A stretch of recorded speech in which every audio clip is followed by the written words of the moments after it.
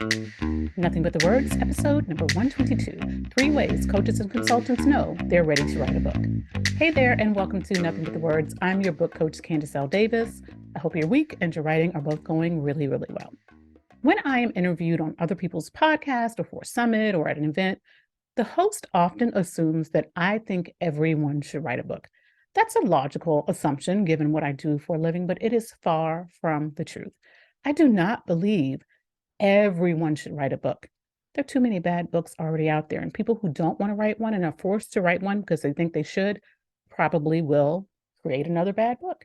I do, however, believe everyone who wants to write a book should have the opportunity to do so and should put in the effort, put in the work to write it well.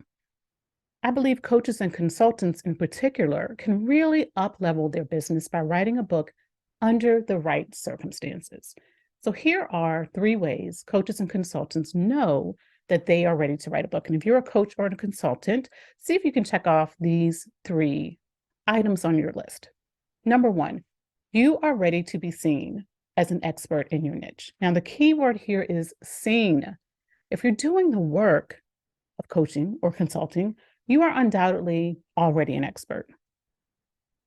But there's a good chance people outside of your immediate network don't really have a clue about your expertise. Writing a great book that captures your experience and your knowledge and your wisdom on the page is the very best way to position yourself as an expert. However, you do have to be willing to be seen. You have to be ready or be ready to get ready to talk about your book on public platforms. When you write a great book, a book you're confident in promoting, it feels a lot easier to be seen because you have tangible proof of your expertise. You might still feel nervous. That's perfectly natural and normal about getting more visible, right? In certain spaces. In fact, you probably will have a certain sense of reluctance or nerves about that. But if you're willing to work through the nerves to get your message out there and position yourself as an expert, you are probably ready to write a book. Number 2, you're ready to grow your business in a big way. No more baby steps, right? You're ready to take a leap in your business growth. Who does Oprah sit under the trees and talk with on Super Soul Sunday and on her specials now? That would be authors. And when she had her show, there were often authors on her couch when she needed an expert to come in and talk about a topic about which she wasn't an expert. Who do we see on the Today Show being interviewed as an expert, including my client, Rachel Luna, who was on last month? That will be authors. Who do we see on the biggest stages? Authors and authors and authors. These are the kinds of appearances that can grow your business in a huge way. The assumption viewers and audience members have is that you must be an expert because you've been selected over all the other people who could talk about this subject. You have been chosen.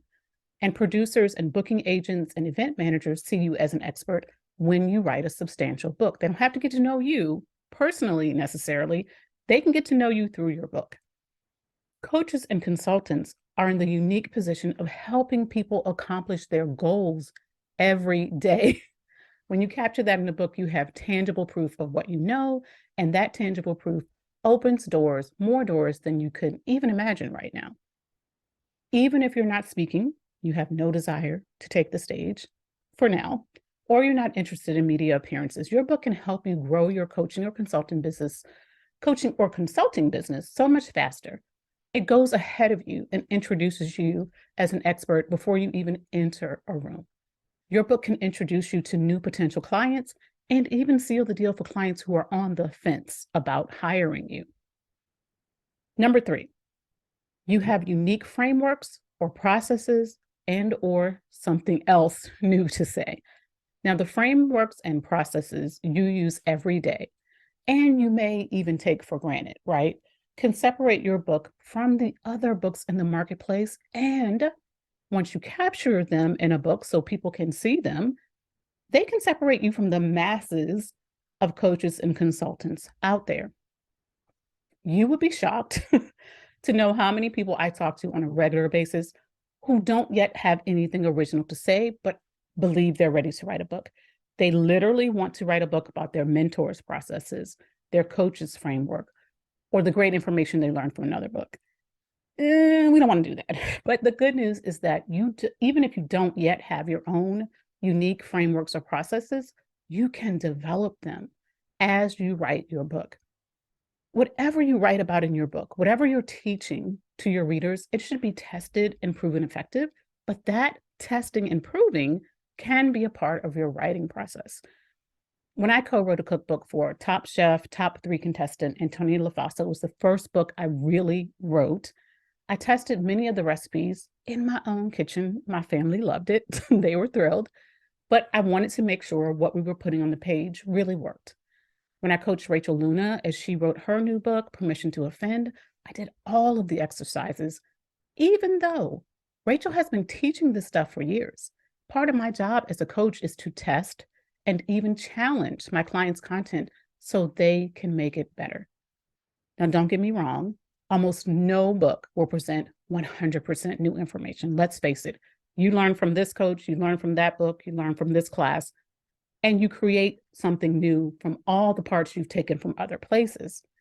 But at the very least, the way you present it should be new, and it should be filtered through your unique lens of experience and education, formal or informal.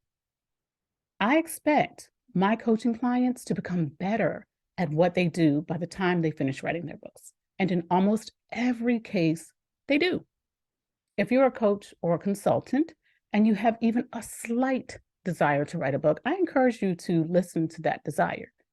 Becoming the author of a transformative book can transform your business, transform your reputation, transform you as a coach or consultant, and of course, it should transform your readers in some way. That's all for this week's episode, my friends. Thanks for listening to Nothing But the Words. I'm your book coach, Candace L. Davis, and I'll see you next time.